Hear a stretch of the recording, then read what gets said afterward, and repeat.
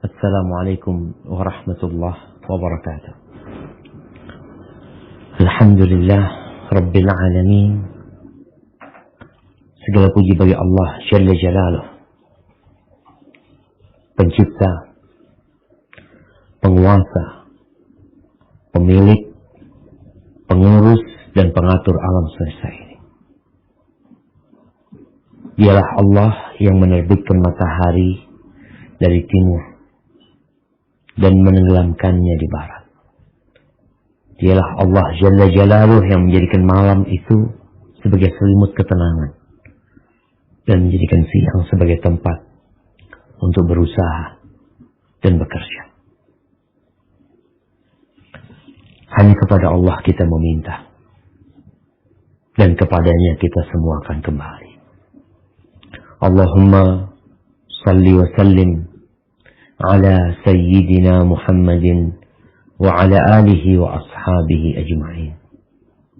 Ya Allah, semoga salawat dan salam senantiasa Engkau curahkan untuk hamba kekasih-Mu, untuk baginda Nabi kita Muhammad alaihi salatu wassalam, untuk keluarga beliau, untuk para sahabat beliau dan orang-orang yang mencintai beliau.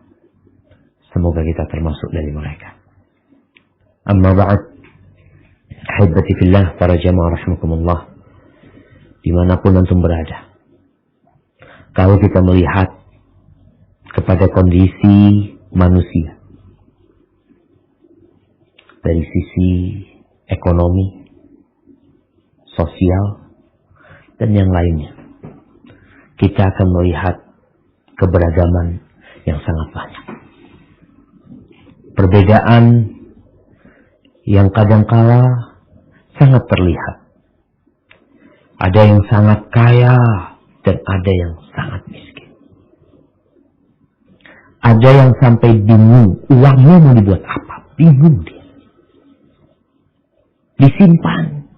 Mungkin dimakan 7 keturunan gak habis. Tapi dia tetap mencari uang.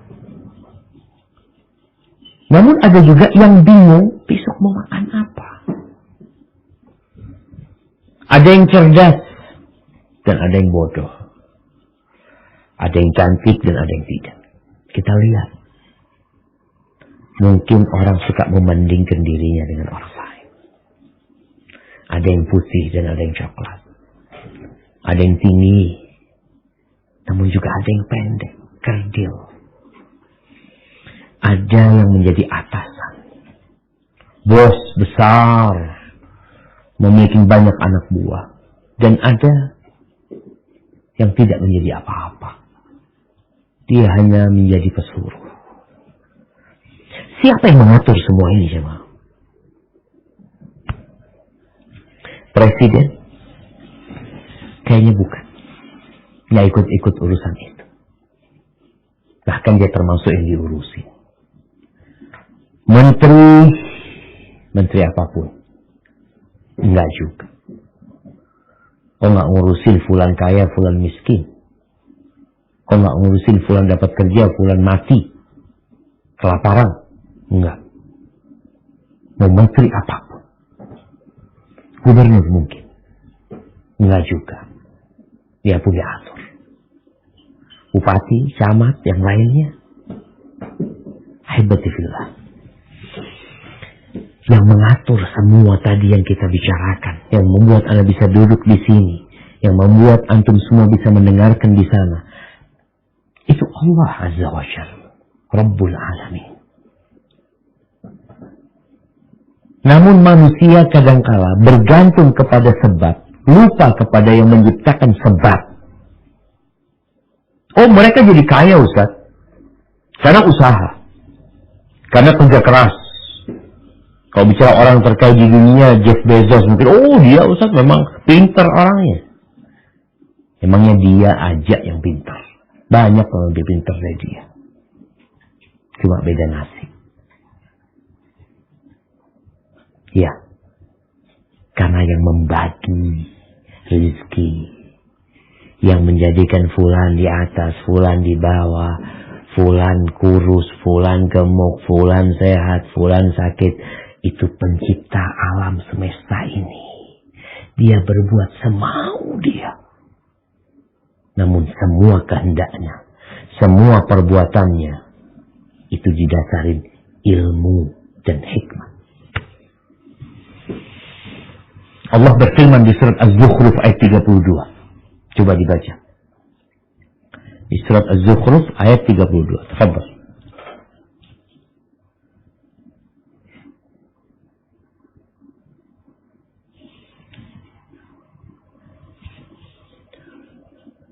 Nah.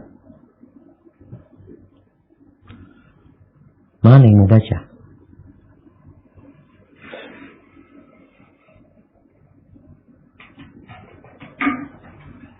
Tafadhal.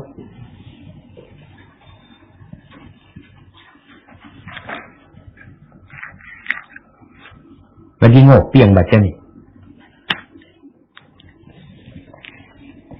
Ana baca ya Ustaz. Tafadhal. Naam. A'udzu billahi minasy syaithanir rajim. Bismillahirrahmanirrahim. Ahum yaqsimuna rahmata rabbik. Rabbika nahnu qasamna bainahum معيشتهم في الحياة الدنيا ورفعنا بعضهم فوق بعض درجات ليتخذ بعضهم بعضا سخريا ورحمة ربك خير مما يجمعون. Sudah. Artinya? Nah. Apakah mereka yang membagi-bagi rahmat Tuhanmu? Kamilah yang menentukan penghidupan mereka dalam kehidupan dunia. Dan kami telah meninggikan sebagian mereka atas sebagian yang lain beberapa derajat, agar sebagian mereka dapat memanfaatkan sebagian yang lain. Dan rahmat Tuhanmu lebih baik dari apa yang mereka kumpulkan. Subhanallah jemaah. Jadi pembagian yang kita lihat, itu Allah yang mengatur. Agar roda dunia berputar. Kadang-kadang kita berpikir, kenapa nggak semuanya dibikin kaya? Kenapa nggak semuanya dibikin pintar? Kenapa nggak semuanya dibikin tampan? Kalau sama, siapa yang akan bekerja untuk orang lain? Siapa yang akan membangun rumah buat kita? Tatkala kita semua sama-sama punya uang, dikasih duit, semua orang dikasih harta sama Allah SWT. Siapa yang akan bercocok tanam? Siapa yang akan mencari ikan? Tatkala semua orang punya harta yang sama, maka dunia akan berhenti. Allah jadikan sebagian di atas dari lainnya agar saling memberikan manfaat. Allah yang membagi. Maka di sini kenapa orang yang hasud itu tercela? Orang yang iri dan dengki kepada saudaranya, yang mendapatkan sesuatu lebih dari dirinya, itu tercela. Karena dia sedang mengkritisi pemberian Sang Pencipta. Engkau mungkin berpikir, kenapa fulan dapat, aku nggak dapat? Kenapa fulana cantik, aku tidak? Itu Allah yang bagi. Maka kalau kita lihat keberagaman dunia ini, di akhir ayat Allah menyebutkan wa rahmatu rabbika khairun mimma yajma'un. Dan rahmat Rabbmu itu lebih baik daripada harta yang mereka kumpulkan. Jadi perbandingannya, kalau sekarang orang punya harta 1 triliun, 1 triliun orang ini punya uang, dan satu orang dikasih hidayah sama Allah, dia bisa sholat 2 rakaat sebelum subuh, rahmat Allah lebih baik dari 1 triliun. 2 rakaat sebelum subuh lebih baik daripada dunia dan isinya. Ini rahmat Allah lebih baik daripada apa yang dikumpulkan mereka. Namun karena manusia lebih mementingkan kehidupan dunia, sehingga rahmat Allah itu, Allah ketika berbagi rahmat, baca Quran sekian, sholat sunnah sekian, puasa sunnah sekian. dia abaikan. Tapi tatkala dikatakan kepada, di sini nih ada keuntungan besar. Taruh modal engkau 100 juta tiap bulan, 10% keuntungan. Berbondong-bondong manusia untuk mendapatkan hal itu. Ingat, rahmat Allah lebih baik daripada apa yang dikumpulkan manusia. Jamaah rahimakumullah. Kemudian kalau kita melihat manusia nih sekarang nih. Kalau nggak salah 7,8 miliar ya jumlah manusia sekarang. 7,8, yang muslim 1,7. 1,8 yang muslim. Kita lihat ternyata manusia terbagi menjadi dua. Ada orang-orang yang beriman mentauhidkan Allah Azza wa Jalla dan orang-orang yang menolak Islam. Dan jumlah mereka lebih banyak. Secara negara, secara masyarakat, secara perorangan, yang muslim itu cuma 1,8. Sisanya 6 miliar itu mereka orang-orang yang tidak beriman dan tidak mentauhidkan Allah Azza wa Jalla. Kemudian yang beriman ternyata beragam juga. Muslim yang 1,8 ini, subhanallah, sebagian sholat, sebagian sholatnya 5 waktu, sebagian sholatnya 3 waktu, sebagian sholatnya 1 waktu, sebagian sholatnya setahun sekali, sebagian ada yang nggak pernah sholat, ngakunya muslim. Dan kalau kita lihat, kok semuanya dikasih rezeki, Ustaz ya? Mungkin sebagian berpikir seharusnya yang kaya itu yang paling rajin ibadah, Ustaz. Kan dia lebih dekat sama Allah. Dia taat sama aturan Allah. Itu kalau pikiran kita kan seharusnya kayak gitu. Yang sholatnya 5 waktu seharusnya rezekinya lebih banyak daripada yang gak sholat. Yang taat patuh gak pernah berbuat maksiat seharusnya dunia dia, rumah dia lebih besar daripada tuh pelaku kemaksiatan. Tapi kalau kita lihat ternyata enggak, Ustaz.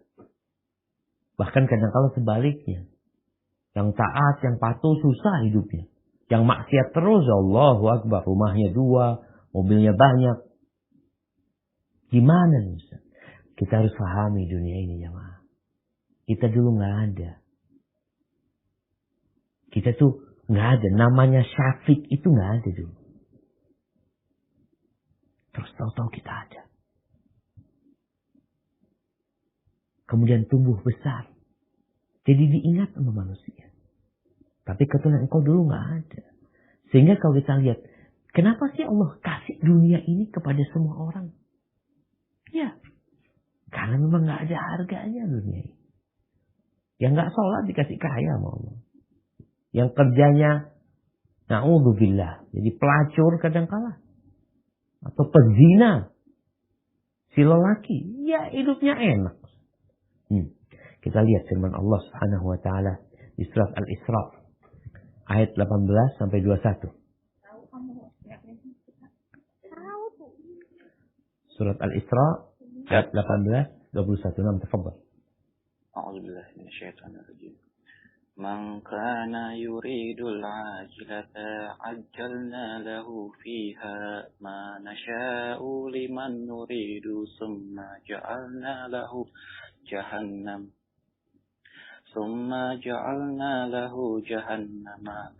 yaslaha mazmuman madhura. وَمَنْ أَرَادَ الْآخِرَةَ وَسَعَى لَهَا سَعْيَهَا وَهُوَ مُؤْمِنٌ فَأُولَئِكَ كَانَ سَعْيُهُمْ مَشْكُورًا كُلًّا نُمِدُّ هَؤُلَاءِ وَهَؤُلَاءِ مِنْ عَطَاءِ رَبِّكَ وَمَا كَانَ عَطَاءُ رَبِّكَ مَحْظُورًا انظُرْ كَيْفَ فَضَّلْنَا بَعْضَهُمْ عَلَى بَعْضٍ وَلَلْآخِرَةُ أَكْبَرُ دَرَجَاتٍ وَأَكْبَرُ تَفْضِيلًا. Barang siapa menghendaki kehidupan sekarang, duniawi, maka kami segerakan baginya di dunia ini apa yang kami kehendaki bagi orang yang kami kehendaki. Kemudian kami sediakan baginya di akhirat neraka jahanam. Dia akan memasukinya dalam keadaan tercela dan terusir. Dan barang siapa menghendaki kehidupan akhirat dan berusaha ke arah itu dengan sungguh-sungguh, sedangkan dia beriman, maka mereka itulah orang yang usahanya dibalas dengan baik. Kepada masing-masing golongan, baik golongan ini yang menginginkan dunia, maupun golongan itu yang menginginkan akhirat. Kami berikan bantuan dari kemurahan Tuhanmu, dan kemurahan Tuhanmu tidak dapat dihalangi. Perhatikanlah bagaimana kami melebihkan sebagian mereka atas sebagian yang lain. Dan kehidupan akhirat lebih tinggi derajatnya dan lebih besar keutamaannya. Barakallahu fikum. Itu kondisi manusia. Yang ambisi dunia, Allah kasih. Mau dikasih sama Allah. Bagi yang Allah kehendaki. Tapi nanti, ada dapat apa-apa.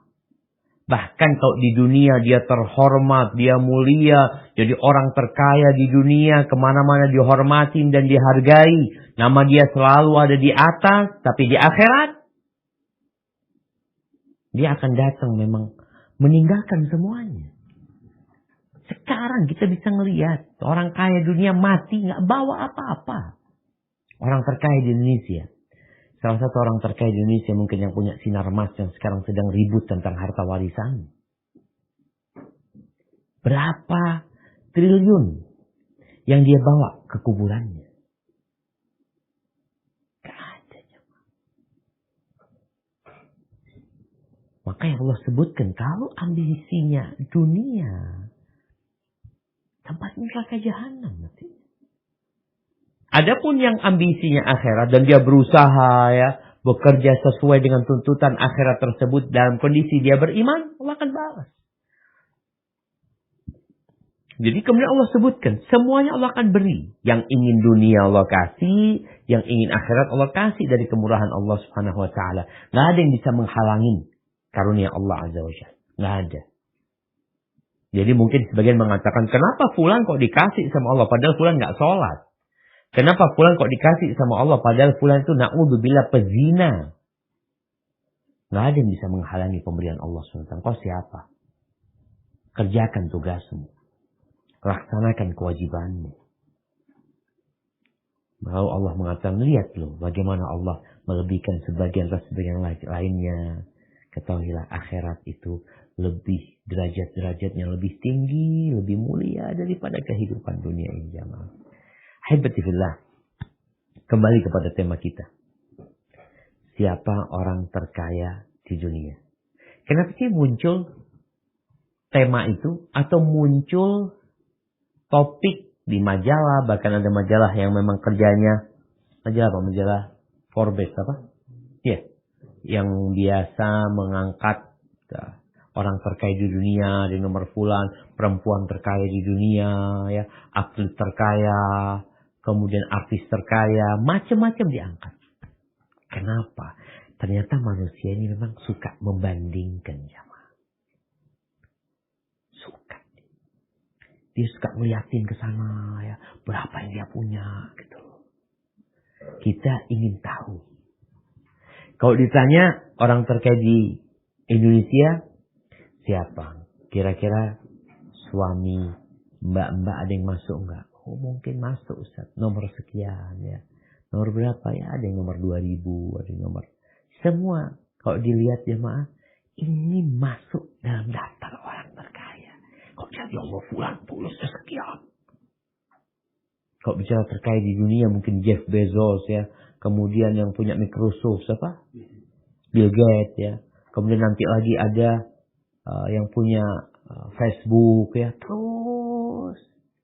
Terus engkau dapat apa? Ketika engkau berbicara tentang mereka. Apakah kala engkau berbicara tentang mereka, tahu-tahu mereka kasih duit sama engkau? Enggak juga. Ahibati fillah. Allah itu sayang sama kita. Allah itu ingin hamba-hambanya ini yang beriman hidup dalam kesejahteraan. Hidup dalam kedamaian. Tenang. Nggak ribut sama suaminya. Yang suami nggak ribut sama bininya. tidak teradab dengan anak-anaknya, tidak tersiksa sama istrinya. Nabi SAW sampai berdoa, beliau mengatakan, Allahumma inni a'udzubika min malin yakunu alayya adaban. Ya Allah, aku berlindung kepadamu dari harta yang jadi adab, jadi siksa buat aku. Dari harta jadi adab. Kita cari harta supaya bisa bersenang-senang, ternyata harta jadi adab. Dan aku berlindung dari istri, dari pasangan hidup yang membuatku beruban sebelum waktunya. Wa a'udzubika min waladin yakunu alayya rabban, dan aku berlindung kepadamu dari anak yang menjadi penguasa atas diriku. Allah tuh karena sayang sama kita, akhirnya kita dikasih arahan. Gimana supaya engkau jadi orang terkaya di dunia? Allah sebutkan di surat Toha ayat 131. Nah, Allah mengatakan kepada Nabi Muhammad SAW. Nabi ini yang dikasih arahan. Tafadhol dibaca. Ya, Ustaz. Auzubillahi minasyaitonir. Wala tamuddanna 'ainaika ila ma matta'na bihi azwajam minhum zahratal hayatid dunya linaftinahum fi wa rizqu rabbika khairu wa abqa. Dan janganlah engkau tunjukkan pandangan matamu kepada kenikmatan yang telah kami berikan kepada beberapa golongan dari mereka sebagai bunga kehidupan dunia, agar kami uji mereka dengan kesenangan itu. Karunia Tuhanmu lebih baik dan lebih kekal. Barakallahu fikum. Nih, Allah melarang. Jangan kau lepas pandanganmu. Ngelihat kepada nikmat-nikmat yang Allah berikan kepada fulan, ya. Ngelihat fulan punya ini, fulan punya ini. Maka muslim itu menjaga pandangan matanya. Bukan hanya dari melihat kemaksiatan. Tapi ternyata kita diperintahkan untuk menjaga pandangan kita dari orang-orang yang kaya. Dari orang-orang yang sukses. Yang akhirnya kalau kita mandangin mereka terus, kita berpikir, oh dia orang yang sangat beruntung. Dia orang yang sangat sukses, sangat senang hidupnya, gembira. Apa aja yang diinginkan bisa dia dapatkan. Allah sebutkan, wa rizqu rabbika khairun wa abqa. Rizki dari Rabbmu, karunia dari Rabbmu itu lebih baik dan lebih kekal. Jangan mandangnya ke sana. Jangan suka membanding-bandingkan. Makanya betapa sering perempuan itu sesak dadanya, sempit hatinya, tatkala pulang dari rumah kawannya. Pulang dari rumah kawannya, ya Allah bang, ternyata fulana beli mobil yang anak inginkan. Iya. Terus? Ternyata fulana beli kursi yang seperti anak impikan. Ternyata fulana. Jangan memandang ke sana. Engkau mau jadi orang terkaya? Enggak. Jangan mandang. Ini Nabi alaihissalam. Nabi susah hidupnya. Kita tuh terkadang kalau melihat orang naik mobil bagus, ya Allah, bagus banget mobil. Naik motor bagus, ya Allah. Jangan ngelihat ke sana. Terus Ustaz katanya kita ngelihat ke sana supaya termotivasi untuk seperti dia. Engkau mau seperti dia? Atau engkau mau sesuatu yang lebih baik dari yang dia miliki? Tentunya orang ingin yang lebih baik. Kalau sekedar moge yang mungkin harganya miliaran ya. Dalam hati terbetik, ya Allah kapan aku punya seperti itu. Setelah engkau miliki jadi apa? Nggak jadi apa-apa. Engkau naikin sesekali lalu engkau tinggalkan selama-lamanya. Itu Allah memberikan ujian kepada mereka. Allah memberikan itu bukan karena mereka orang baik. Bukan. Bukan karena dia orang soleh. Bukan. Jangan sampai dijadikan kekayaan ini sebuah standar mengukur cinta Allah kepada orang itu. Enggak. Dari awal kita udah bicarakan. Ayat-ayat yang tadi kita baca. Bahwasanya semua Allah kasih. Yang mukmin Allah kasih. Yang kafir Allah kasih. Nggak ada yang bisa menghalangi karunia Allah SWT. Kita nggak ngatur. Allah mengatakan kenapa Allah kasih fulan. Allah yang mau kasih. Engkau minta, kepingin seperti fulan, minta sama Allah Azza wa Jalla. Tapi yang jelas bagaimana Allah mengingatkan nabinya, itu yang kita kasihkan kepada mereka dari kenikmatan-kenikmatan ini, itu hanya bunga kehidupan dunia. Zahratal hayatid dunya. Bunga itu ada bunga palsu, ada bunga asli. Bunga asli seindah apapun akan layu. Bunga palsu sekuat apapun tetap palsu. Makanya kita kalau lihat perbedaan hotel bintang 5 sama hotel yang tidak berbintang, sama-sama ada bunga di kamarnya, sama-sama ada bunga di resepsinya. Kalau yang hotel bintang 5 bunganya asli.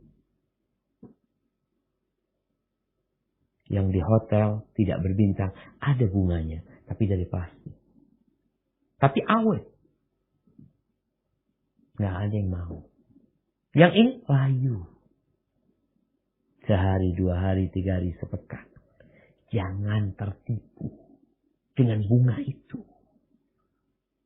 Kenapa? Warizku rabbika khairun wa abqa. Rizki dari Rabbmu itu lebih baik dan lebih abadi. Lalu Allah mengingatkan nabinya lagi. Di surat Al-Hijr ayat 88. Nah, silahkan.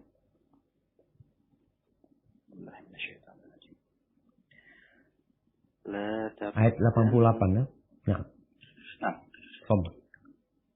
La tamuddanna 'ainaika ila ma matta'na bihi azwajan minhum wa la tahzan 'alaihim wakhfid janahaka lil mu'minin. Dan jangan sekali-kali engkau Muhammad tujukan pandanganmu kepada kenikmatan hidup yang telah kami berikan kepada beberapa golongan di antara mereka, orang kafir, dan jangan engkau bersedih hati terhadap mereka dan merendah hatilah engkau terhadap orang yang beriman. Allahu Akbar. Nabi dilarang, jangan ngeliatin ke sana terus. Maka muslim nih harus belajar. Sejak kita ngaji nih, matanya mulai ditundukkan. Bukan hanya dari dosa. Ternyata perhiasan dunia ini, kalau terus-terusan melihat ke sana, engkau jatuh miskin. Engkau jatuh fakir, walaupun bergelimang harta. Coba kerjanya yang dilihat adalah mobil-mobil mewah terus. Ya, majalah, atau lihat IG-nya terus.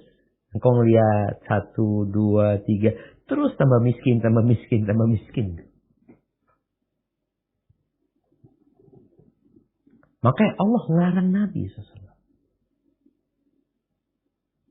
Pasar itu tempat yang paling dibenci sama Allah. Sedangkan sebagian orang di Indonesia itu berangkat ke pasar hanya untuk ngelihat. Nggak ada, cuma jalan-jalan, cuma ngelihat. Gimana engkau? Tempat yang dibenci Allah. Kalau nggak ada perlunya jangan ke sana. Ada perlunya tafadhol, selesai keperluannya pulang.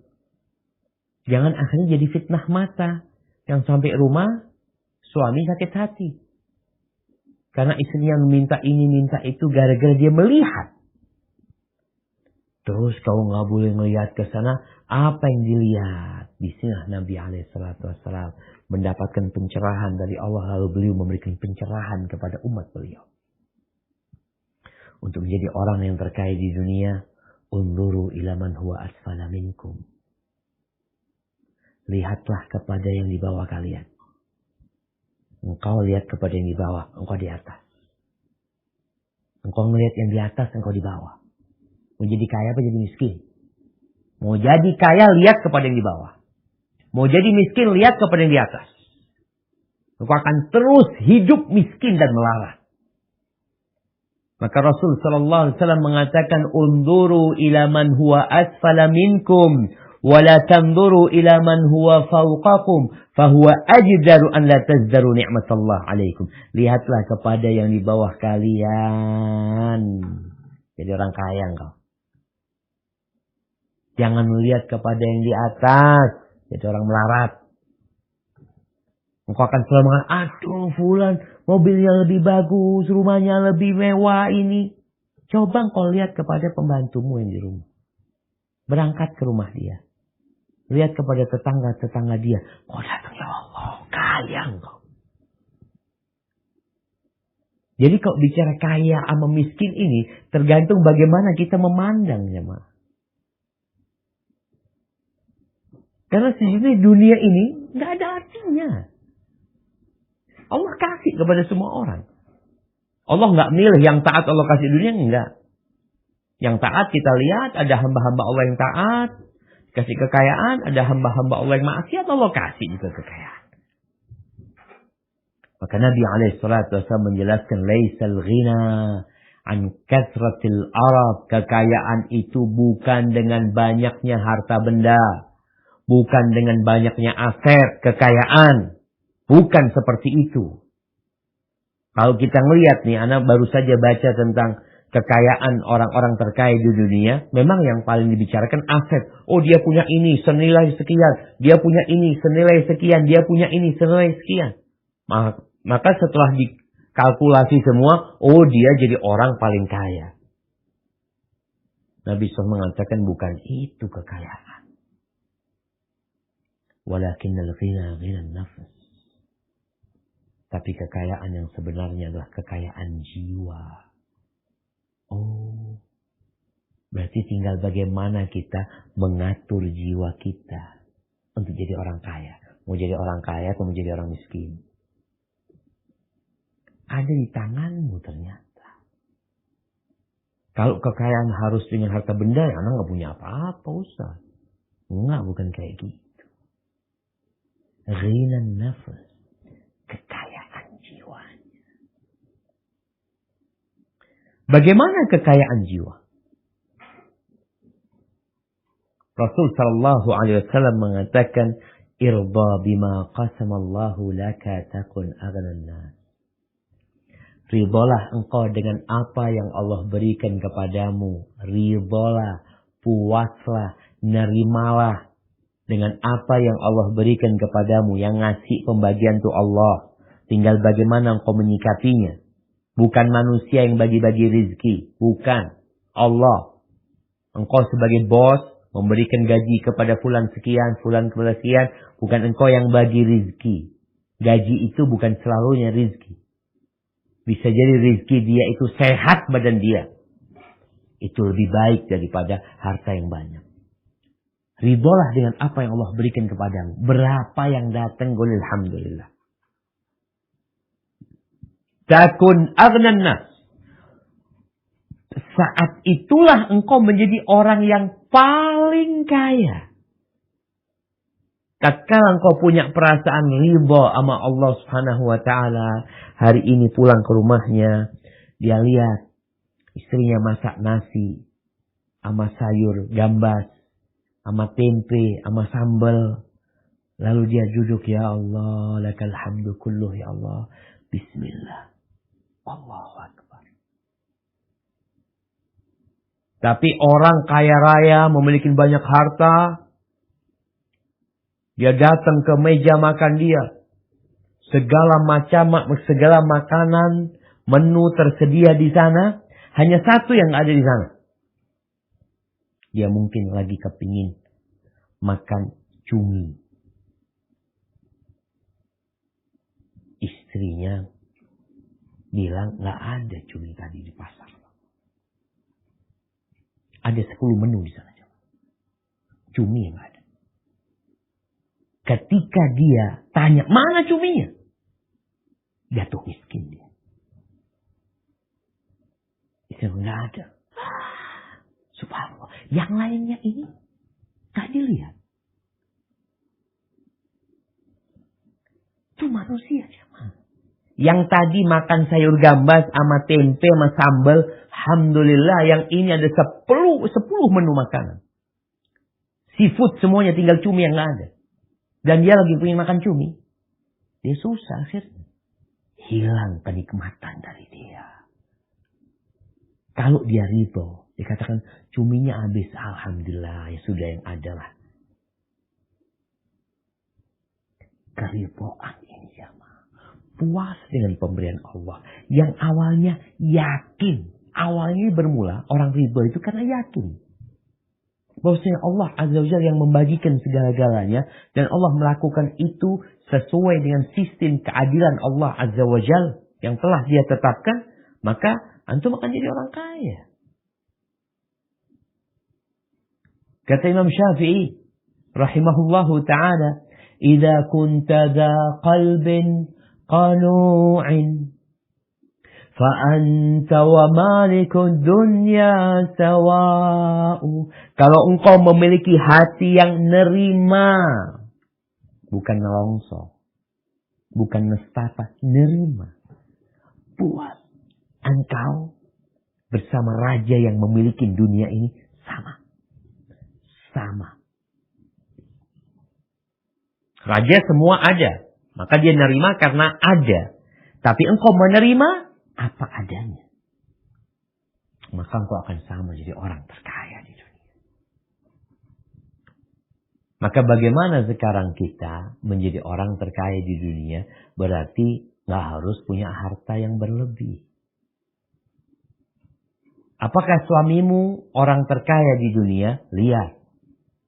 Apakah istrimu orang terkaya di dunia? Bukannya gak mungkin Ustaz, istri Anda gak bekerja. Enggak, jadi orang terkaya di dunia enggak harus kerja. Terus harus nerima. Ada perempuan sebagai ibu rumah tangga ternyata lebih kaya daripada menteri. Perempuan yang mungkin kekayaannya jangan ditanya. Ini ibu rumah tangga enggak kerja lebih kaya dari menteri. Kok bisa? Ya dia nerima. Suaminya datang bawa 20.000. Dek, hari ini dapat 20.000 dek. Alhamdulillah bang. Subhanallah. Anda soalnya baca juga. Salah satu wanita terkaya itu. Istrinya Jeff Bezos itu. Dia termasuk wanita terkaya yang memiliki harta triliunan. Engkau bisa jadi lebih kaya dari dia. Namun ketika Anda bicara ini. Bukan berarti muslim itu hidupnya harus miskin. Enggak. Kita bicara muslim itu hidupnya harus nerima. Mau kaya dia terima. Mau miskin dia terima. Dalam dua kondisi dia kaya. Kalau engkau berlebih harta tapi tidak menerima. Contoh nih. Habis jual barang dia. Jual barang. Ini kejadian jemaah. Ada orang yang sampai gila. Di kejadian dulu ada orang ini beli lukisan. Lukisan itu biasanya karena antik. Dia beli lukisan. Kalau nggak salah dia beli 150.000 di desa lah, di rumah orang kampung. Subhanallah. 150.000. Alhamdulillah. Kemudian dia jual 1,5 juta. Untung apa enggak? Ya mah untung apa enggak? Untung. Untung berapa persen? 150.000 jadi 1,5 juta. Berapa persen keuntungannya? Ada yang dengerin enggak ini? Jadi berapa jemaah? Berapa persen tuh? 10 kali lipat. Dari 150.000 jadi 1,5 juta. 1000%. Nah. 1000%. Baik. 1000%. Dia nerima enggak? Yang 150.000 itu Masya Allah jemaah. Alhamdulillah. Kemudian yang ini 1,5 juta dia jual Masya Allah. Senang banget dia. Akhirnya pembeli dari dia itu jual 150 juta. Stres yang laku 1,5 juta ini stres ya. Gila. Gila betul. Kenapa? Karena dia nggak nerima. Antum nggak mikir tadi yang 150 ribu itu. Yang dia alhamdulillah makasih banyak sudah dibeli lukisannya. Engkau dapat keuntungan yang sudah 1000 kali lipat. Bisa stres. Masalahnya di 3 orang ini, 150, 1,5 juta, 150 juta. Masalahnya di hati mereka.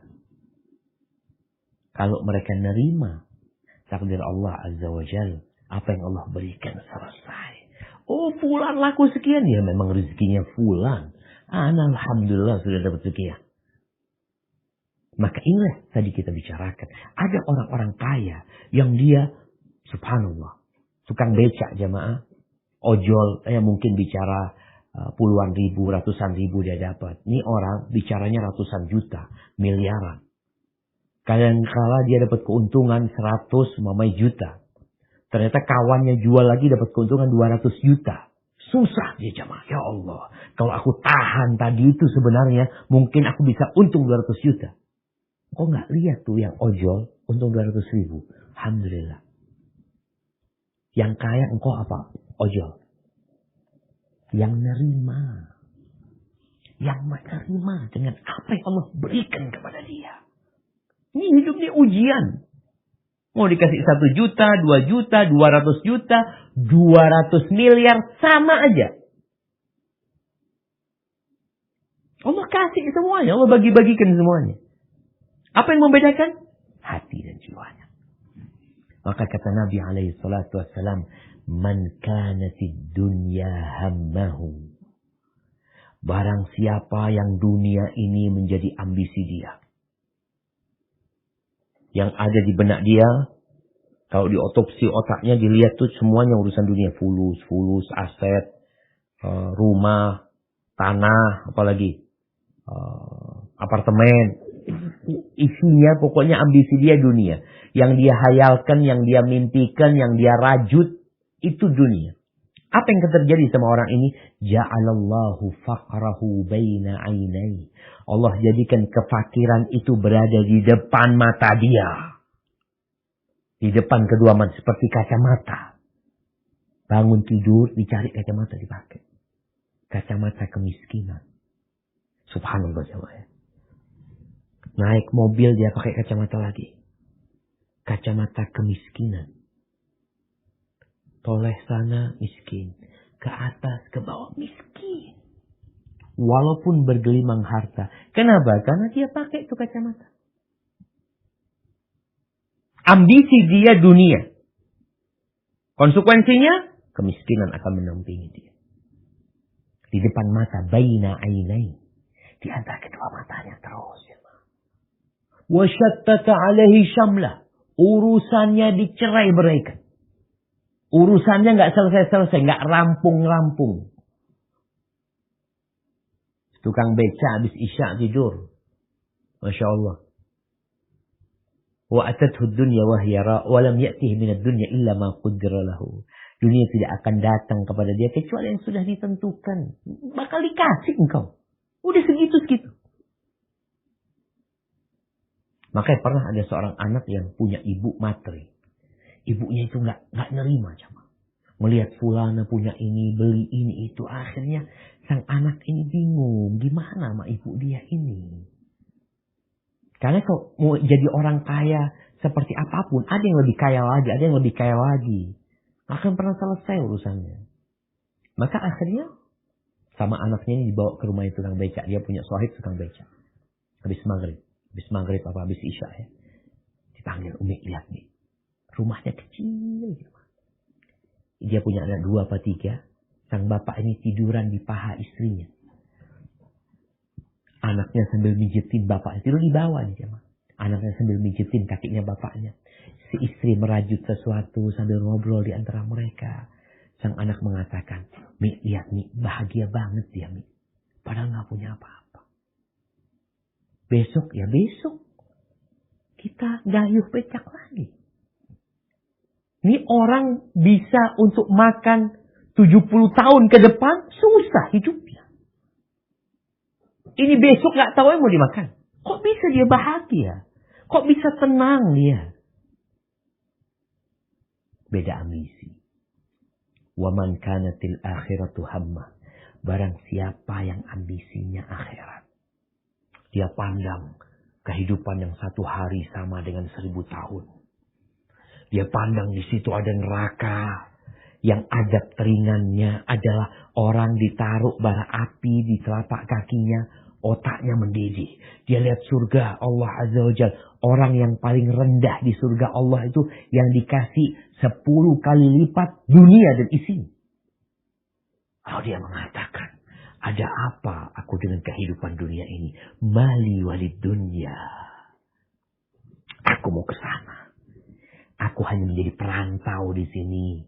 Aku hanya transit di sini. Aku nggak mau sibuk ngumpulin di sini. Yang aku hasilkan, aku kirim ke sana. Ini orang kalau ambisinya akhirat, ja'alallahu ghinahu fi qalbi. Allah bikin kekayaan tuh di hatinya. Di hatinya.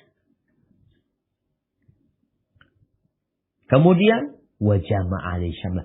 Urusannya dibikin ringan, sederhana urusannya. Nggak ada yang rumit. Wa atathu dunya wa hiya raqin. Dunia akan datang kepada dia dalam kondisi hina, dipaksa datang. Dia bukan ambisi dunia, dia datang alhamdulillah. Enggak datang alhamdulillah. Haibati fillah. Kekayaan, aset, uang itu enggak apa-apa. Asalkan bertakwa. Nabi SAW sudah mengingatkan hal itu. La ba'sa bil ghina liman ittaqa. Kekayaan itu nggak apa-apa asalkan orang itu bertakwa. Walakin nasiha khairun minal ghina liman ittaqa. Tapi kesehatan itu lebih baik dan lebih utama daripada kekayaan harta buat orang yang bertakwa. Sekarang kita melihat yang lebih dipentingkan ekonomi apa kesehatan. Sebagian masih berpandangan harta lebih penting, ekonomi lebih penting daripada kesehatan. Sebagian melihat kesehatan itulah nikmat yang paling agung yang harus kita jaga. Barakallahu fikum. Itu mungkin yang bisa kita kaji pada kesempatan kali ini. Kita mungkin masuk ke sesi tanya jawab. Nah, tafadhal. Baik, Ustaz. Masya Allah. Luar biasa. Kita alhamdulillah tadi sudah dijelaskan oleh Ustaz Dr. Syafiq Riza Basalamah mengenai tema siapa orang paling kaya. Dan insya Allah sekarang kita masuk ke sesi tanya jawab. Karena waktunya juga terbatas, kami mohon maaf jika ada pertanyaan yang tidak bisa disebutkan dan juga bisa dijawab oleh Ustaz Syafiq ya. Dan kita akan mengutamakan pertanyaan yang sesuai dengan tema. Dan kita akan masuk dari pertanyaan Zoom. Karena tadi saya melihat di YouTube-nya MT Majlis Taklim Al-Khansa tidak ada pertanyaan yang masuk. Untuk format tanya jawab, kita cek di Zoom. Baik. Ustadz, ada yang bertanya. Assalamualaikum. Pada zikir pagi dan petang ada doa kita berlindung dari kefakiran. Sedangkan Allah menjelaskan dalam Al-Quran bahwa manusia pasti akan diuji dengan kekurangan, baik itu harta, atau miskin, atau fakir. Bagaimana memahami hal tersebut, Ustaz? Barakallahu fikum. Nah, barakallahu fikum. Ya jemaah. Ini menarik sekali ya. Setelah kita tahu kekayaan seperti apa, kefakiran seperti apa. Karena kebanyakan orang memandang kefakiran itu adalah kekurangan harta. Tidak punya uang. Bingung mau makan apa. Itu orang fakir. Orang kaya, dialah orang yang memiliki aset yang banyak. Uang yang tak terhitung. Itu orang kaya. Maka setelah kajian tadi seharusnya kita lebih paham. Bahwa ketika Nabi SAW berlindung. Allahumma inni a'udzubika minal kufri wal faqri. Wa a'udzubika min adabil qabr.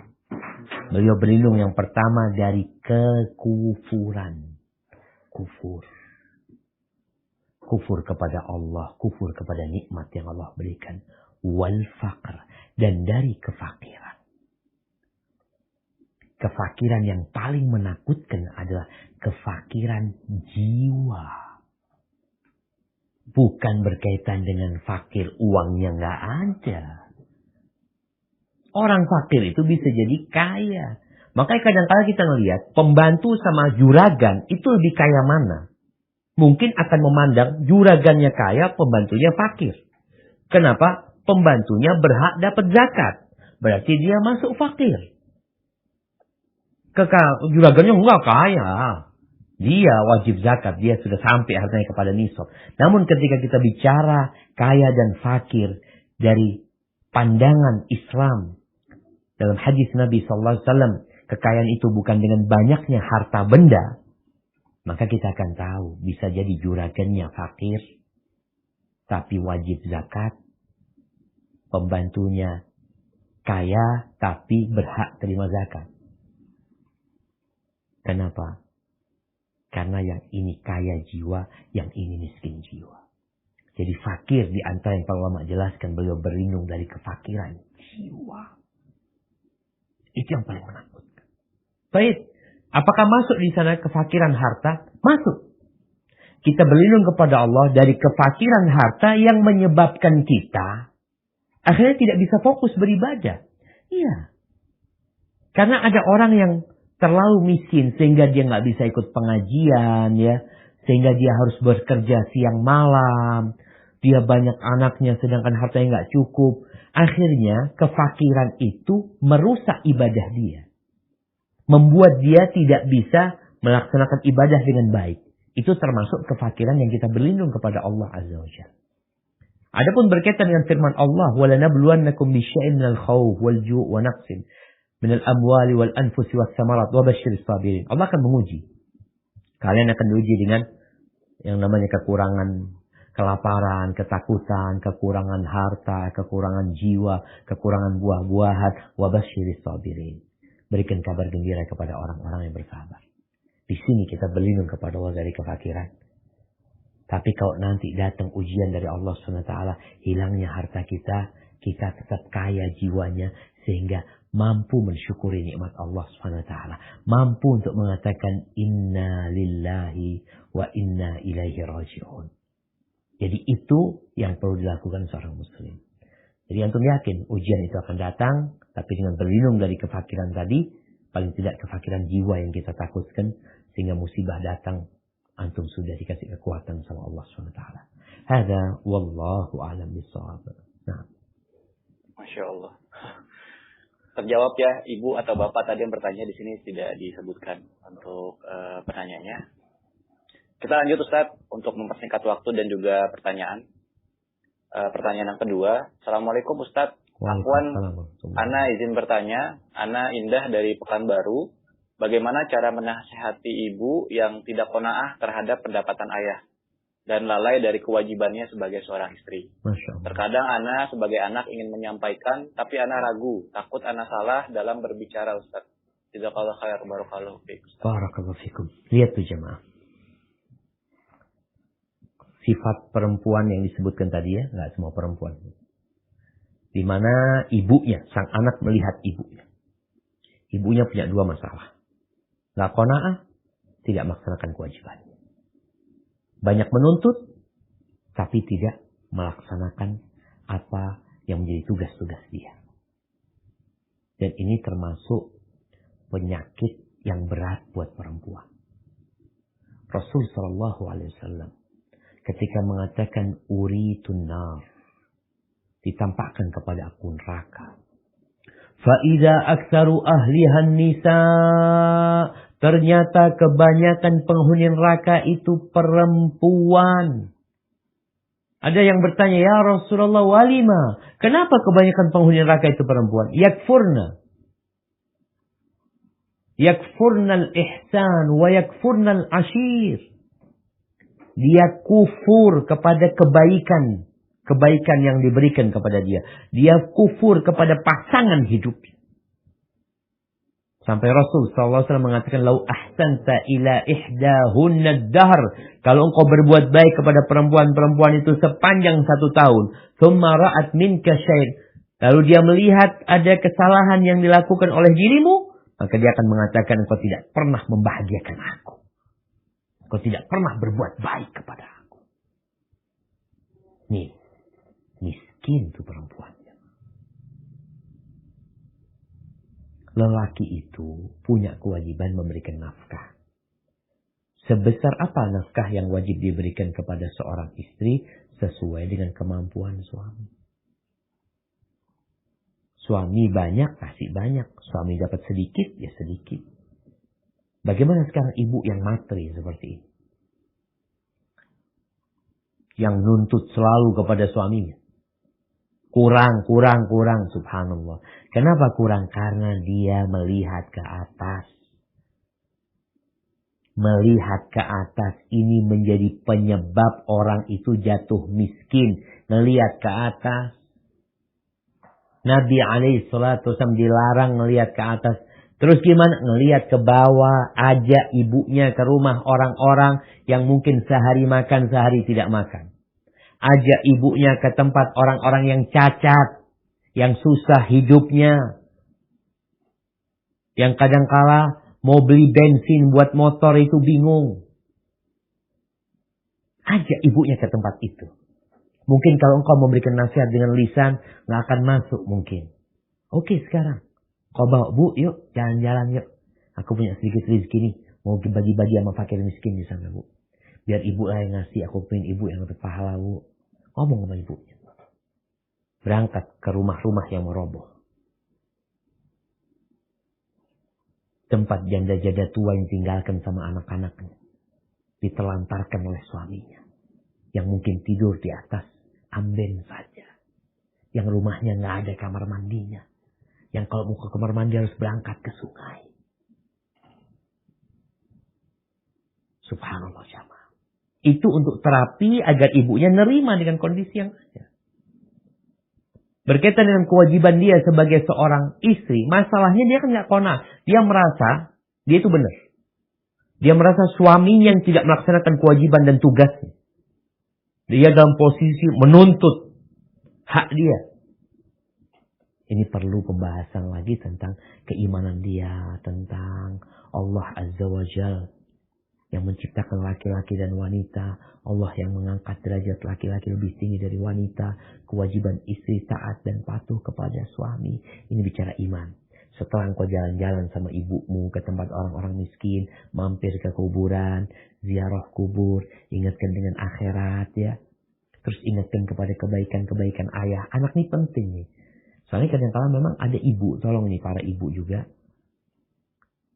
Jadilah engkau ibu yang solehah.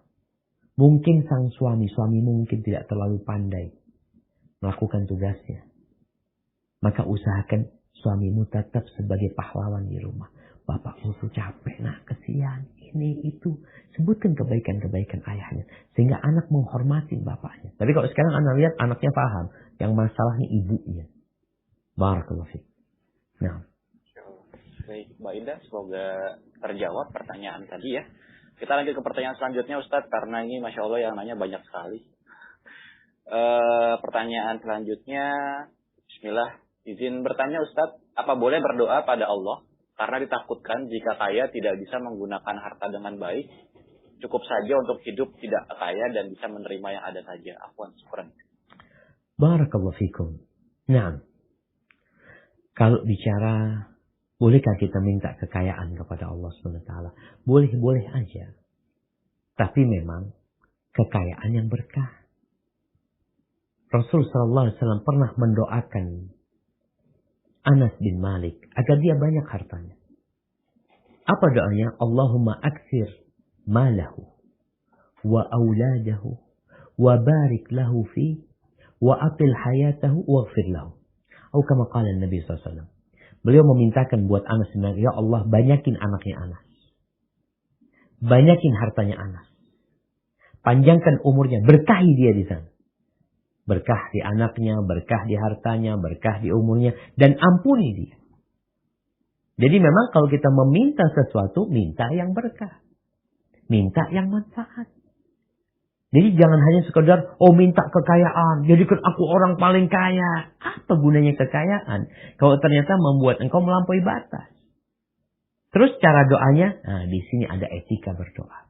Tiap pagi Nabi SAW berdoa mengatakan, Allahumma inni as'aluka ilman nafi'an wa rizqan thayyiban wa amalan mutaqabbala. Ya Allah, aku meminta kepadamu ilmu yang bermanfaat, rizki yang baik, amalan yang diterima.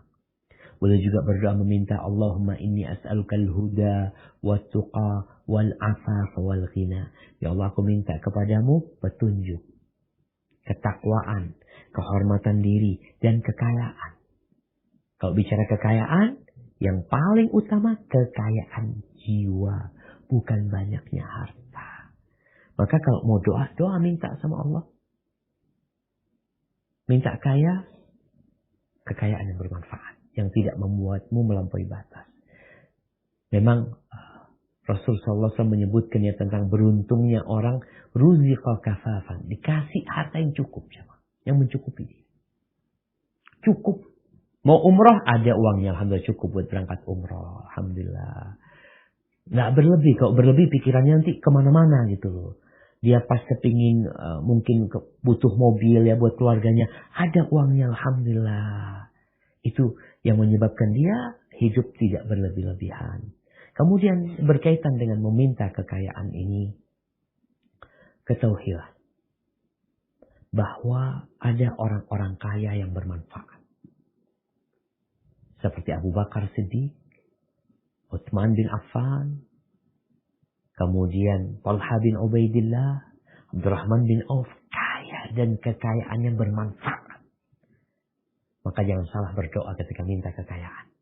Takut nggak bermanfaat kekayaannya. Dan di antara doa yang paling mulia adalah Rabbana atina fid dunya hasanah. Ya Allah, aku minta kebahagiaan di dunia, kebaikan di dunia. Apa kebaikan di dunia? Semuanya. Tanpa terkecuali. Mau kaya, mau rumah, mau mobil, mau istri. Apa aja kebahagiaan dia aku minta ya Allah. Wa fil akhirati hasanah. Dan minta kebahagiaan di akhirat. Wa qina adzabannar. Dan selamatkan kami dari api neraka. Selamatkan aku untuk melakukan perbuatan-perbuatan yang mengantarkan ke neraka. Jadi minta dijaga dalam kehidupan dunia ini supaya selamat dari dosa-dosa. Hadza wallahu a'lam bishawab. Nah. Masya Allah, jazakallah khair Ustaz. Semoga terjawab untuk penanyaan tadi ya. Kita lanjut ke pertanyaan selanjutnya dari Andri, Jakarta. Assalamualaikum warahmatullahi wabarakatuh Ustaz. Waalaikumsalam warahmatullahi wabarakatuh. Ustaz, izin bertanya, apakah jika kita sempat iri dengan orang-orang yang mendapatkan nikmat dunia ini, maka apakah di hati kita ada rasa hasad? Lalu bagaimana cara menghilangkan perasaan tersebut Ustaz? Jazakallah khair.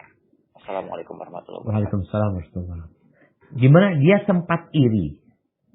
Nah Ustaz. Sempat iri, terus hilang irinya? Tidak disebutkan sih. Dia hanya menyebutkan apakah di hati kita ada rasa hasad gitu. Jadi ada temannya yang mendapatkan nikmat dunia, terus iri gitu Ustaz. Apakah itu hasad? Nah, barakallahu fikum. Iya jemaah, iri ini bahasa Indonesia. Bahasa Arabnya hasad. Barakallahu fikum. Ya, berkaitan dengan hasad ini, ada sebagian ulama yang mengatakan ma khala jasadun min hasad. Tidak ada tubuh yang bersih dari hasad. Tapi orang yang bertakwa itu, orang yang mulia, berusaha untuk menundukkan sifat hasad dia. Kalau dia pohonnya nggak bisa dicabut. Tapi gimana? Pohon ini bisa dibikin bonsai, nggak besar. Pohon ini bisa dipotong.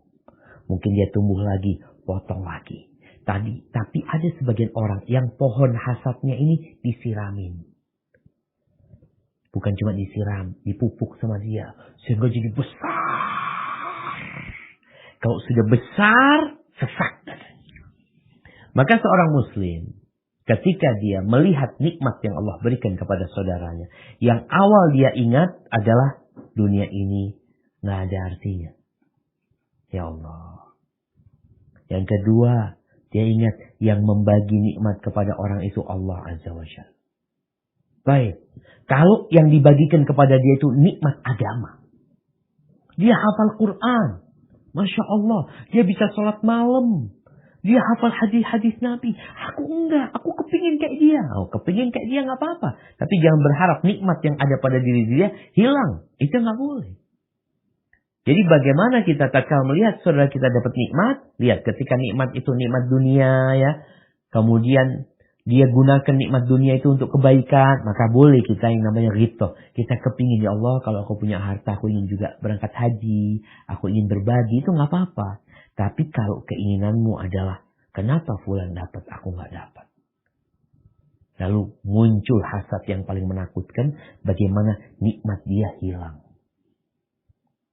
Jadi kalau kita sekedar tidak menginginkan nikmat itu hilang, ya biasa. Orang lihat, ya Allah senang banget ya orang itu. Tapi jangan sampai di hatimu menginginkan nikmat yang ada pada orang itu hilang. Baik berpindah ke dia atau tidak berpindah kepada dia. Engkau kepingin minta sama yang memberikan nikmat itu. Barakallahu fikum. Ya Allah. Jazakallah khair Ustaz. Mas Andri semoga terjawab ya. Jadi kalau menghilangkan hasad itu sepertinya bisa dibilang tidak mungkin Ustaz ya. Karena setiap orang itu memiliki rasa hasad. Tapi bagaimana cara kita mengecilkan perasaan hasad tersebut dari kepada orang lain gitu Ustaz ya. Nah. Apalagi jangan sampai nikmat yang orang lain dapatkan dari Allah Subhanahu wa taala itu dicabut atau berpindah ke diri kita yang hasad gitu Ustaz ya. Nah. Barakallah. Baik, kita lanjut ke pertanyaan selanjutnya nih, Mas Luki ya. Untuk yang bertanya melalui raise hand, ini ada beberapa orang yang raise hand. Silakan chat melalui kolom chat yang ada di Zoom. Karena pertanyaannya kita bacakan, tidak memberi kesempatan untuk jamaah berbicara langsung kepada Ustadz. Mohon maaf. Kita lanjut ke pertanyaan selanjutnya dari Mas Luki di Jakarta. Assalamualaikum, mau bertanya. Saya bekerja di tempat yang insya Allah halal dan penghasilan yang cukup. Namun, Ana merasa sering lalai dalam hal ini. Sholat tidak pernah tepat waktu, jarang membaca atau belajar atau hadir dalam majelis ilmu, sibuk dengan pekerjaan karena tuntutan yang harus cepat. Ana berniat untuk resign dan buka usaha, namun tidak disetujui oleh keluarga karena karir dalam pekerjaan sudah baik. Bagaimana cara menasihati keluarga yang menolak Ana untuk resign, Ustaz? Jadi sebenarnya Anda mau kasih nasihat antum dulu, bukan nasihatin keluarga, nasihatin antum dulu. Kalau tadi dikatakan antum lalai ya dengan pekerjaan tersebut yang menyebabkan sholat mungkin telat ya, datang kajian nggak bisa. Masalahnya di mana? Itu yang perlu didudukkan. Seorang mukmin itu minta tolong sama Allah menghadapi masalah dia. Ketika dari awal dia mencari akhirat, seharusnya pekerjaan dia tidak membuat dia lalai dari akhiratnya. Tatkala Allah menyebutkan tentang rijalun, orang-orang yang biasa di masjid mengingat Allah. Apa kata Allah? Rijalun la tulhihim tijaratun wala bay'un an dzikrillah. Mereka adalah laki-laki yang tidak terlalaikan gara-gara bisnis mereka, gara-gara dagangan mereka dari mengingat Allah SWT. Wa iqamis salat, tetap mereka mendirikan salat. Wa ita'iz zakat, tetap mereka menunaikan zakat. Kenapa? Yakhafuna yawman tataqallabu fihi al-qulub wal absar. Mereka takut dengan hari kiamat.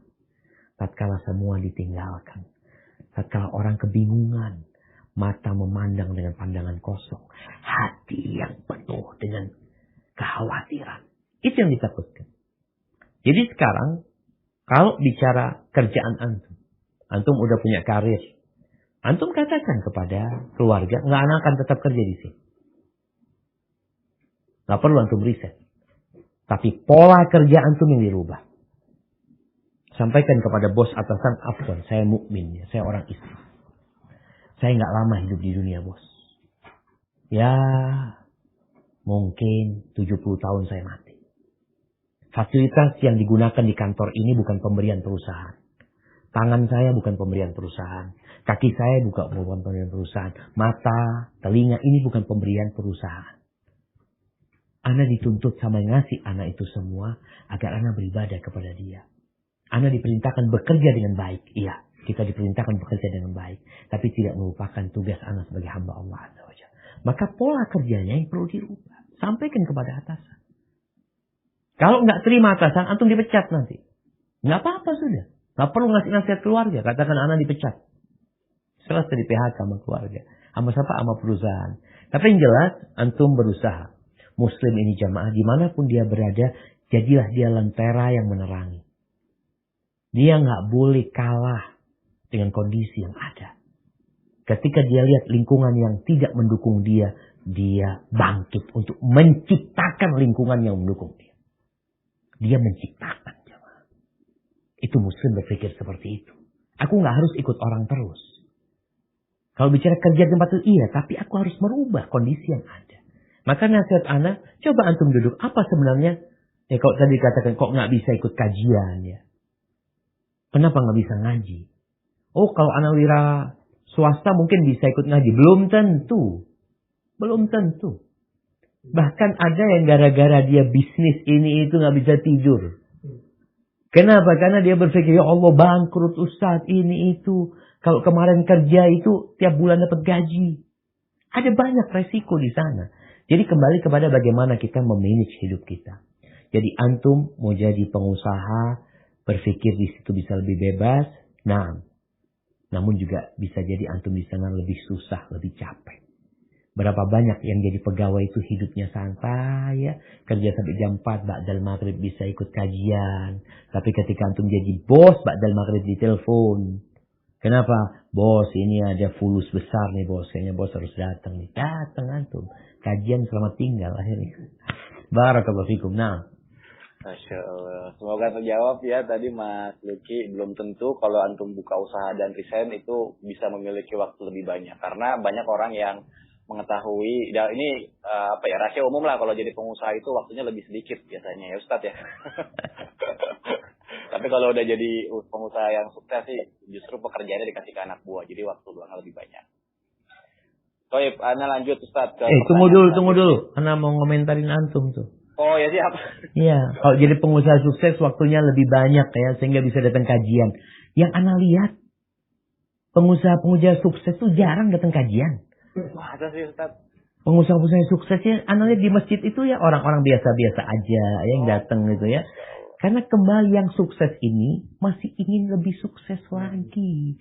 Dia lagi mikir usaha ini lagi. Jadi dia nggak pernah sukses ya maaf. Jadi satu lembah emas mau dapat dua dia gitu. Makanya kalau tadi dibicarakan udah anak buah yang ngurus anakan duduk pengajian, kayaknya jarang lihat yang kayak gitu ya. Jarang ya. Jarang. Kembali kepada tema kita tadi, yang kaya itu kaya hatinya sebenarnya. Barakallahu. Nah, siap. Kita lanjut Ustaz.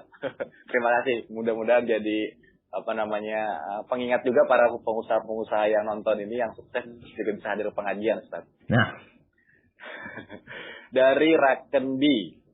Assalamualaikum Ustaz. Waalaikumsalam warahmatullahi wabarakatuh. Sikap seperti apa yang terbaik melihat tetangga atau teman atau kerabat yang sering memperlihatkan kemewahan, baik itu di sosial media atau di depan kita secara langsung. Ya. Di mana mungkin mereka berharap kita semua memuji, respect atau kagum.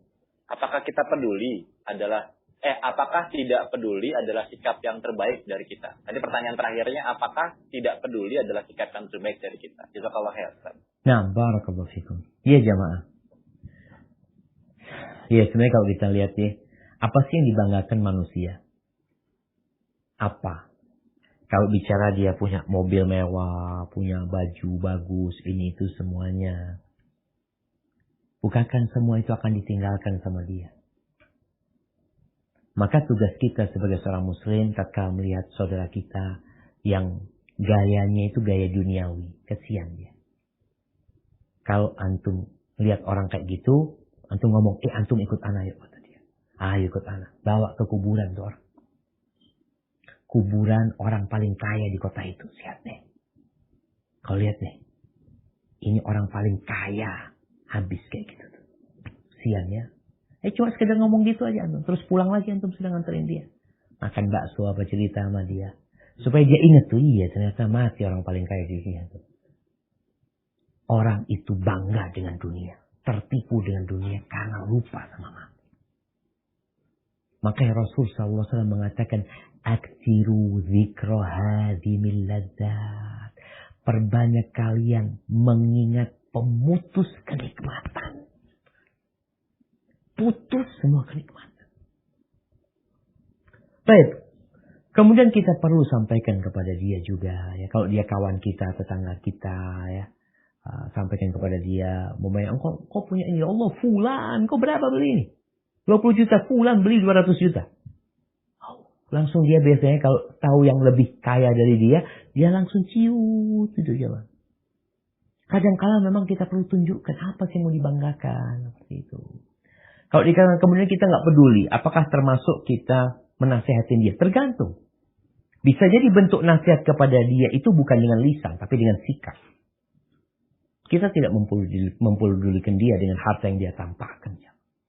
Anda masih ingat dengan kisah ya, seorang syekh cerita bagaimana seorang muslim ini masuk ke lift. Tahu-tahu ada perempuan dengan dandanannya, perhiasannya yang begitu menor, pakaiannya yang seksi, dengan parfum dia semua, si muslim ini diam jauh. Nggak dilihat. Perempuan ini akhirnya tambah kebingungan karena nggak dilihat, nggak dipedulikan. Lalu dia ngomong, engkau kok nggak ngeliat aku, kata dia. Aku sudah kayak gini. Masa nggak ada pujian wala apa ini itu? Apa kata orang ini? Ana muslim, kata dia. Kalau muslim apa itu Islam? Ana dikasih tahu, ana muslim. Aku diperintahkan untuk menundukkan pandanganku.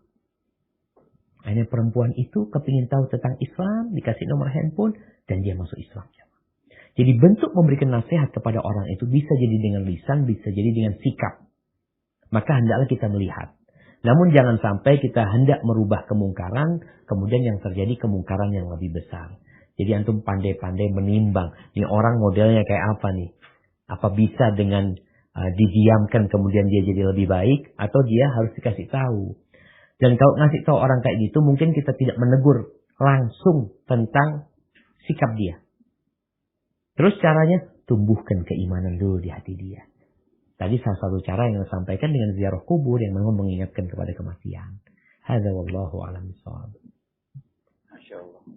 Semoga terjawab ya, abang atau ibu atau bapak ini Raken Bay, kurang tahu. Selalu ingat pemutus kenikmatan ya, kematian. Sering-sering bertamasya ke kuburan Ustadz ya. Jangan terlalu sering juga Anda. Oh iya. Asal jangan ziarah kubur, Ustaz. Maksudnya jangan ziarah kubur yang terlalu rutin gitu. Nanti jadi yang lain. Baik, kita lanjut ke pertanyaan selanjutnya. Ustadz, dari Cynthia Suharma, Ustadz mau tanya, apakah termasuk tidak menerima jika kita ingin berusaha atau berikhtiar supaya bisa lebih dari sekarang? Barakallahu fikum. Ahibati fillah. Tadi kita bicarakan ambisi yang perlu diatur. Engkau mau buka usaha, kemudian mengembangkan usaha, lalu investasi, lalu beli ini itu untuk lebih banyak hartamu, nggak ada masalah. Silahkan, asalkan ambisinya akhirat. Bagaimana ambisi akhirat? Dalam benakmu, tatkala engkau buka usaha itu, ingin menggunakan harta itu untuk akhiratmu, untuk bersedekah, untuk membantu ini, itu. Ada keinginan akhirat. Bukan keinginan menumpuk dunia. Karena kalau sekedar engkau mengatakan, aku mau buka usaha ini, setelah itu buat apa duitnya? Sekarang aja engkau sudah punya uang, anggap penghasilanmu sebulan udah 100 juta. Terus engkau kepingin 200 juta buat apa? Kepingin 1 M buat apa? Oh enggak, aku ingin lebih manfaat lagi buat umat. Tafadhol, ahlan wa sahlan. Tapi kalau keinginanmu, ya aku cuma ingin taruh di brankas besi ya, supaya kalau mau tidur, aku buka brankas besi, aku lihat, ya Allah, ada banyak cukup lagi mamanya. Ada orang yang seperti itu kerjaannya, hanya untuk menunjukkan nomor di rekening dia. Oh sekarang berapa digit uang dia, ini dia. Nggak ada gunanya. Maka tatkala seorang mengembangkan usahanya dalam rangka dia untuk memiliki yang lebih, dalam rangka mendekatkan diri kepada Allah, nggak apa-apa. Makanya Umar bin Khattab radhiyallahu anhu itu pernah dia datang ke rumahnya salah seorang kawan Umar bin Khattab radhiyallahu anhu, rakyatnya Umar bin Khattab ya. Ditanya, engkau itu punya uang berapa? Sekian, kata dia. Tiap tahun tuh dapat penghasilan segitu. Oh, kalau gitu engkau kembangkan. Engkau beli kambing, engkau bikin sawah, ini itu, kembangkan uangmu. Muslim itu bermanfaat ya mah. Jadi apapun yang antum inginkan, asalkan itu adalah untuk akhirat antum, tafadhol. Jadi nggak ada masalah dengan qanaah nggak qanaah. Qanaah itu kan menerima dengan kondisi yang ada. Buka usaha lagi, ternyata gagal. Ya alhamdulillah, kayaknya memang belum untung. Buka usaha lagi, ternyata sukses. Dia mengatakan alhamdulillah. Dia selalu menerima dengan apa yang terjadi dengan diri dia. Hadza wallahu a'lam bishawab. Baik Ustaz, jazakallahu khair. Berarti kalau misalnya ada orang yang ingin menambah harta kekayaannya gitu ya, tapi yang penting dia tahu alasannya adalah untuk kemaslahatan umat, itu nggak masalah berarti Ustaz ya? Nggak masalah. Justru harus didukung dan mungkin harus seperti itu gitu ya Ustaz? Ya, memang seperti itu seharusnya muslim ini. Karena kalau bicara kebutuhan umat sama apa? Sama harta ini ya. Urusan dakwah ini. Tadi aja kita udah dengar tuh untuk dakwah ini butuh donasi ini itu jamaah. Maka harapan kita muslim yang sukses itu memang ambisinya adalah akhirat. Ada banyak jalan untuk meletakkan harta yang di situ harta itu akan berjalan menuju akhirat dia insyaallah. Hadza wallahu a'lam bishawab. Nah. Baik Ustaz, kita lanjut. Masih ada waktu Ustaz ya? Bismillah, 2 pertanyaan lagi. Oh ya, siap. 2 pertanyaan lagi. Dari Abu Zahra Dabawi. Amalan-amalan apa saja Ustaz yang membuat kita bisa kaya jiwa? Nah, barakallahu fikum. Tiap pagi antum baca raditu billahi rabba wa bil islami dina wa bi Muhammadin sallallahu alaihi wasallam nabiyya. Aku ridha Allah sebagai Rabbku. Antum hayati itu. Antum ridha Allah sebagai Rabb. Antum serahkan semua kepada Allah. Apapun yang akan terjadi, apapun yang akan diberikan kepada Allah. Antum tahu bahwasanya ketentuan Allah lebih indah daripada ketentuan kita.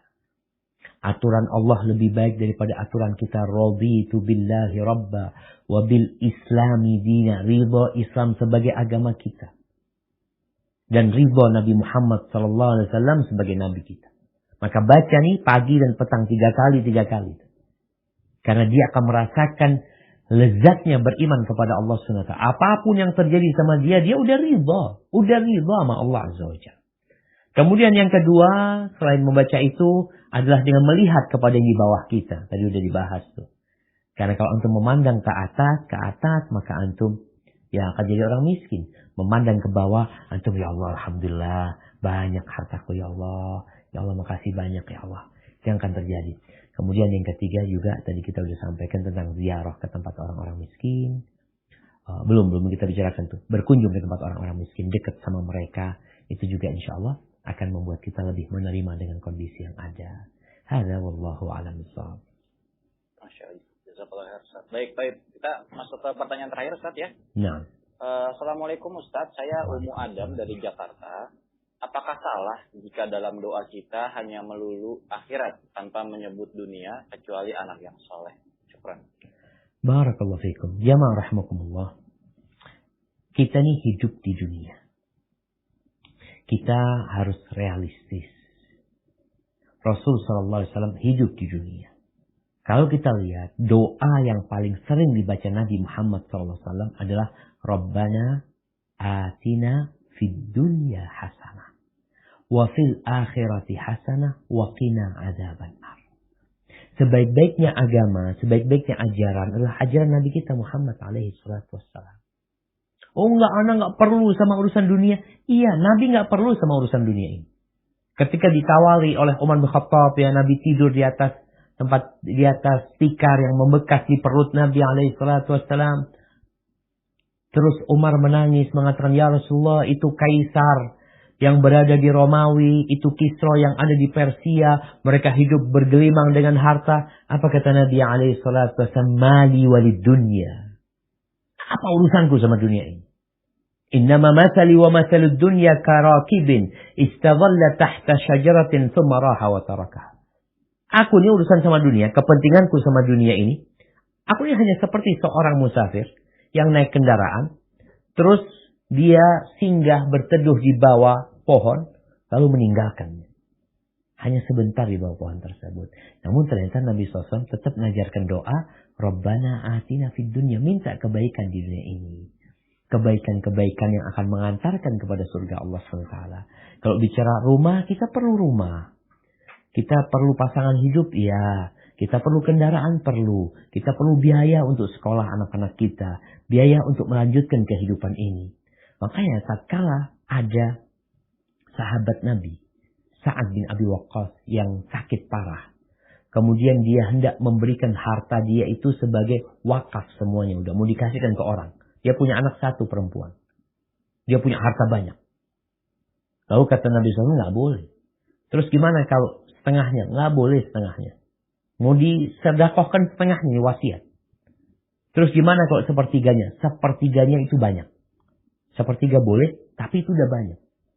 Lalu beliau berpesan sallallahu alaihi wasallam, "Innaka antazara warasataka aghniya khairun min antazarahum 'alatan yatakaffafuna an-nas."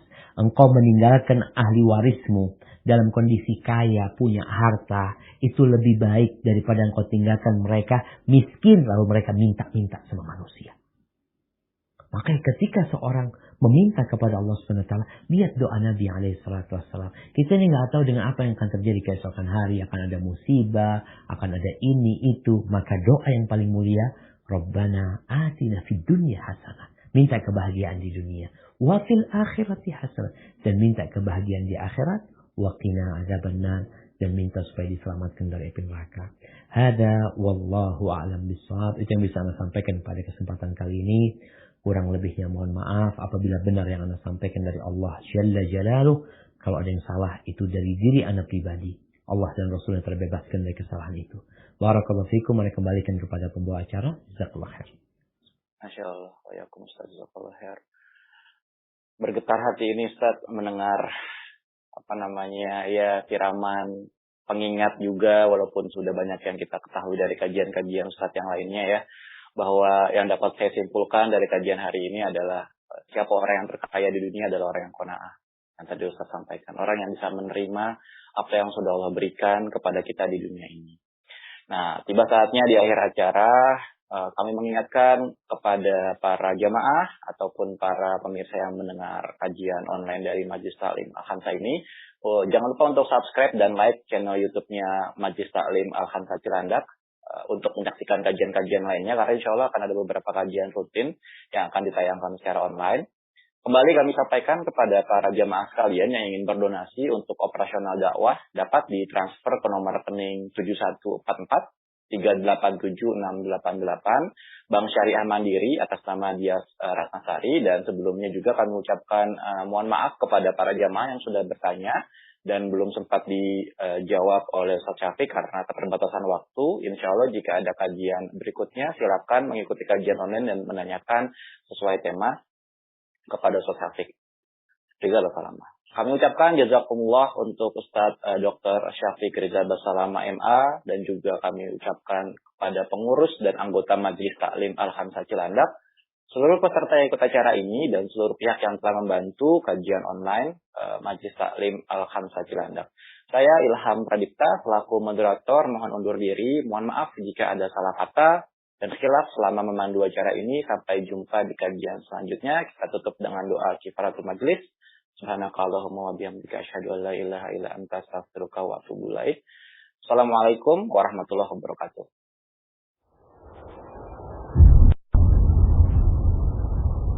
Klik tombol berikut untuk mendapatkan update ilmu yang insya Allah bermanfaat.